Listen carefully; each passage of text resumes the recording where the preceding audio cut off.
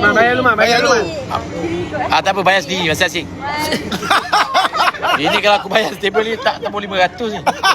Tak apa. You collect sorang-sorang bayar. Tadi tak sekali. Dia lain-lain. Saya punya makanan pun tak sampai lagi ni. Makanan saya pun tak sampai lagi. Dia punya dia bayar saya punya. Tak ada. Yang dia punya ni laki dia bayar.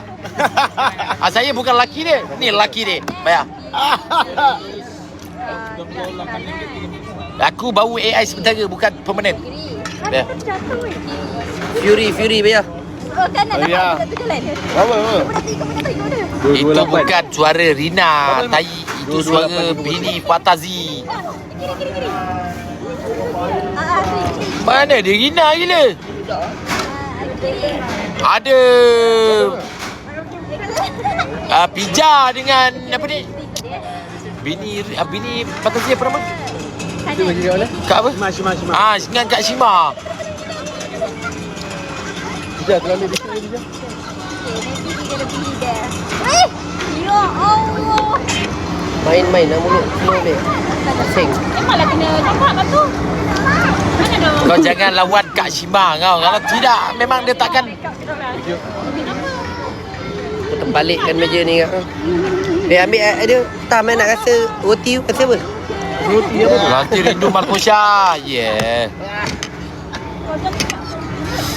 Ni siapa ni? Kau tengok makan apa macam ni? Mal, kau tak payah. Kau ni lawak.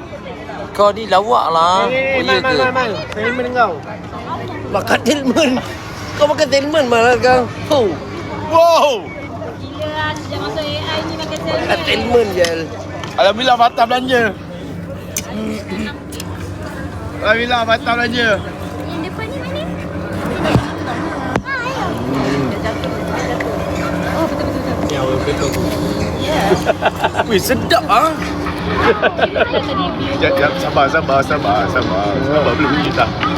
Kau makan salmon. Tak tahu aku ingat ayam ni. Aku tekan ni aku dia. Salmon. Tak tahu salmon ni sedap. Panas Buka balik. Kenapa? Buat dia 16 lah. Jangan tunjukkan tu. Kena beg. Boleh dah. Bukan kat kau.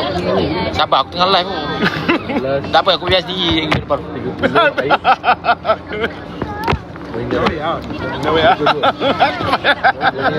Dua 228.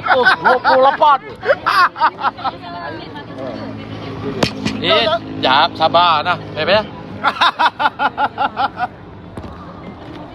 Salmon paling mahal. Jadi boleh tak orderkan